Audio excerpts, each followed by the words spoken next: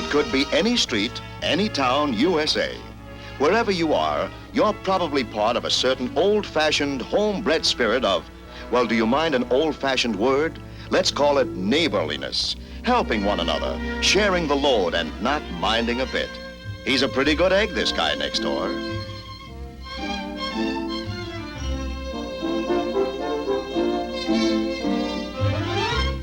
It's a spirit demonstrated in dozens of different ways, either casually or by design. It can range from sharing the daily carpool to sharing the latest news over a clothesline. There's nothing new, of course, about this attitude. This nation was practically built by this neighborly feeling. If you look back to earlier days, you'll find the common need for protection and men acknowledging a common bond with each other in providing it. Was a young lady getting married? The cozy quilting bee started off her trousseau.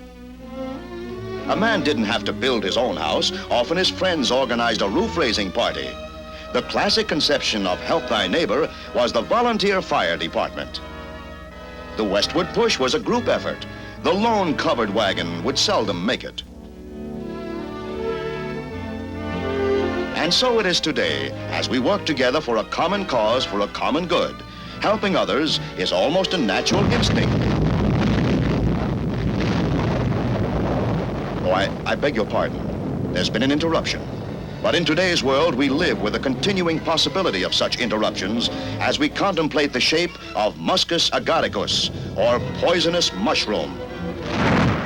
It is an ominous fact that man's knowledge allows him to obliterate his very civilization if he chooses. Modern science has provided bombers which can span continents and oceans. Guided missiles are expected to fly at supersonic speeds. Bombers can deliver the H-bomb.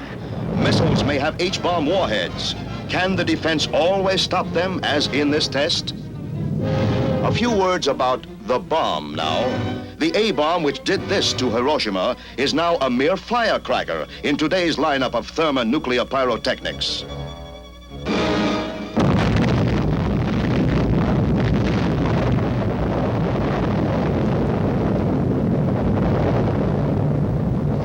The explosive power delivered by all bombs dropped by U.S. planes in World War II did not equal that released by the recent test explosion of an H-bomb.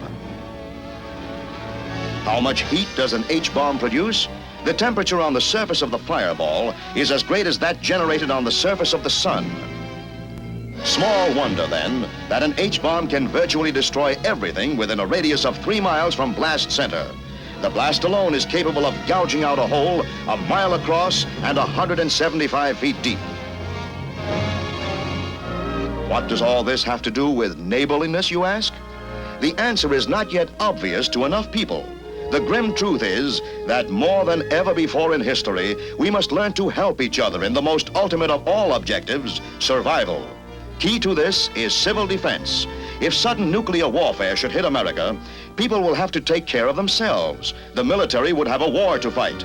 National survival will depend on local action now, on communities training and working together. How does the community go about building an effective civil defense?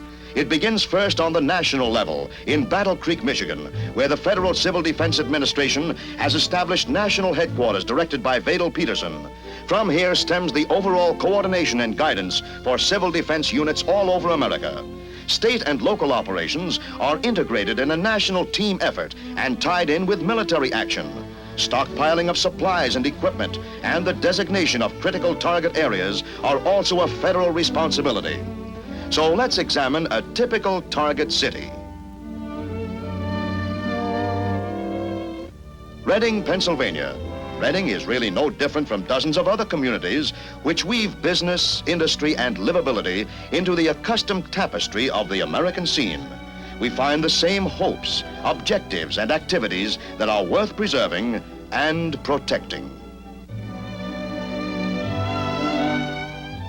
And in the county courthouse is the nerve center that stimulates all efforts in this direction, the Berks County Civil Defense Headquarters. Each local civil defense unit is set up by civic leaders with a steering committee to direct its activities. The executive director, Mrs. Marguerite Osman, and her secretary are its only full-time paid members among a force of 8,000 volunteers in the unit. Volunteer is the key word in this. You give of yourself and your time to the common cause. Since the program depends upon the degree of success in signing up volunteers, it is important to put the CD message before as many people as possible. The campaign must be widespread and hard-hitting. Appeals can be made by newspaper cooperation, by radio and television interviews, and by extensive poster and billboard display. If volunteers have particular skills, such as nursing or medical knowledge, typing or mechanical ability, it is recorded on his application.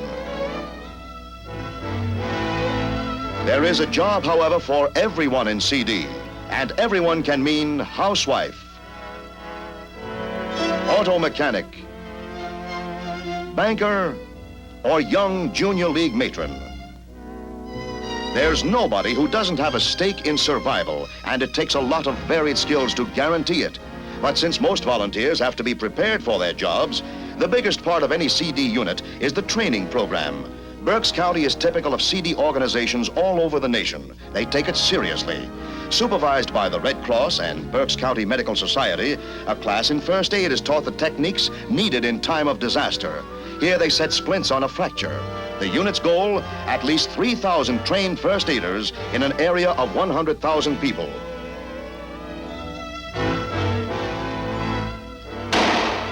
This is the firing range at the Reading Pistol Club. The activity, training civil defense volunteers for auxiliary police. The instructor, an ex-police officer. When these men finish their complete course, they'll be capable of guarding power plants, bridges, water supplies, and other facilities necessary for the common good. They will also help control traffic and check possible panic. In short, these are the men who, during a morale-shattering emergency, will have a strong stabilizing effect on a jittery populace.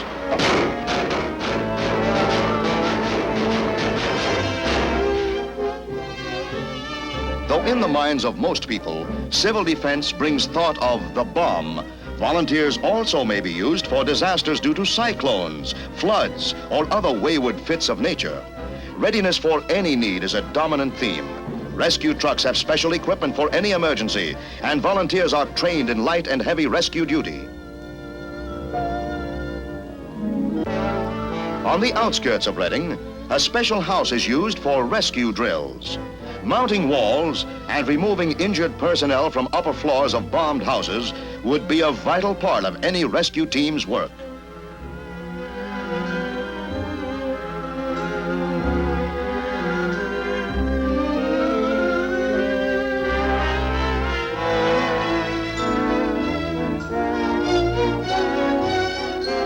To show their enthusiasm, as well as preparing for any eventuality, the Berks County people have even trained rescue teams made up solely of women. A gas mask drill takes them into a house full of smoke to find the injured.